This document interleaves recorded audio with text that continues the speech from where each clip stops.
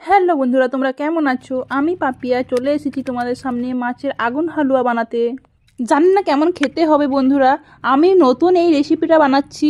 তোমরাও চাইলে আমার মতন এভাবে বানাতে পারো। শীতের শুরুতে আগুন জ্বেলে এই রেসিপিটা বানানোর মজাই আলাদা।